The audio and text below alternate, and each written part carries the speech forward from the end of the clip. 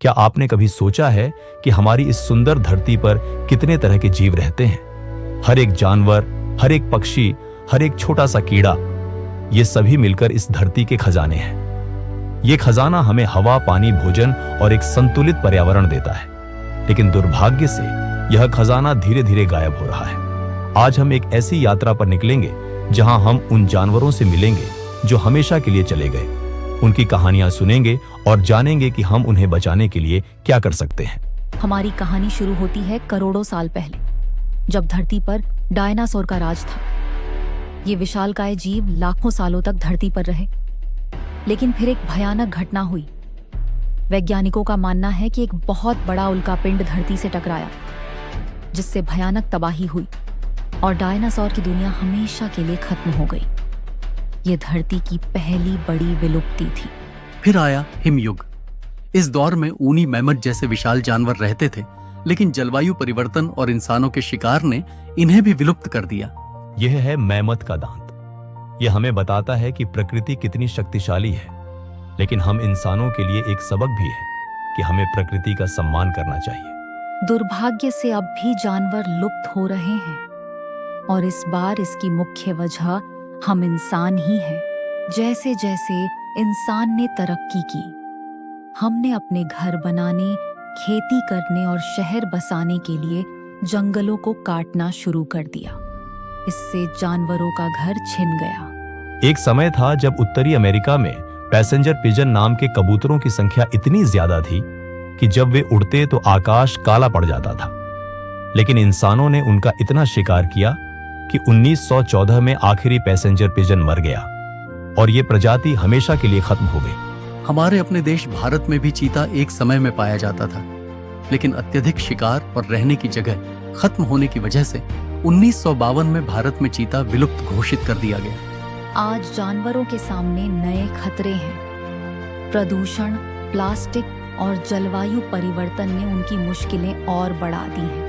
हमारी राष्ट्रीय नदी गंगा में रहने वाली डॉल्फिन अब खतरे में है। प्रदूषण और डैम बनने से उनका अस्तित्व खतरे में पड़ गया है। ग्लोबल वार्मिंग की वजह से ध्रुवों की बर्फ पिघल रही है। इससे ध्रुवीय भालू जैसे जानवरों का घर खत्म हो रहा है और उन्हें भोजन नहीं मिल पा रहा है। लेकिन इन सभी चुनौतियों के बीच कुछ ऐसी कहानियां भी हैं जो हमें उम्मीद देती हैं। इन कहानियों के नायक हैं वो लोग और प्रोजेक्ट्स जिन्होंने जानवरों को बचाने के लिए अथक प्रयास किए।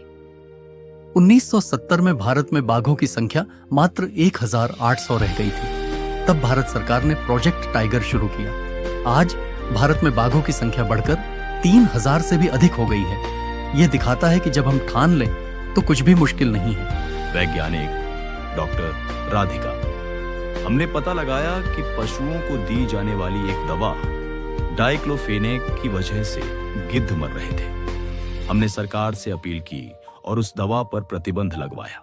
अब धीरे धीरे गिद्धों की संख्या फिर से बढ़ रही है। 70 साल बाद 2022 में भारत ने नामीबिया से चीतों को लाकर मध्य प्रदेश के कूनो नेशनल पार्क में बसाया। यह एक ऐतिहासिक पहल थी जो दिखाती है कि हम अपनी गलतियों को सुधारने की कोशिश कर रहे हैं। विज्ञान अब ऐसे कमाल कर रहा है जो पहले कल्पना में भी नहीं थे। क्या एक दिन हम विलुप्त जानवरों को वापस ला सकेंगे? दुनिया भर में वैज्ञानिकों ने पौधों और जानवरों के बीज और डीएनए इकट्ठा करके उन्हें सुरक्षित रखना शुरू कर दिया है। ये एक तरह का नूह का संदूक है, ताकि भविष्य में अगर कोई प्रजाति खत्म भी हो जाए तो हमारे पास उसे दोबारा लाने का एक मौका हो।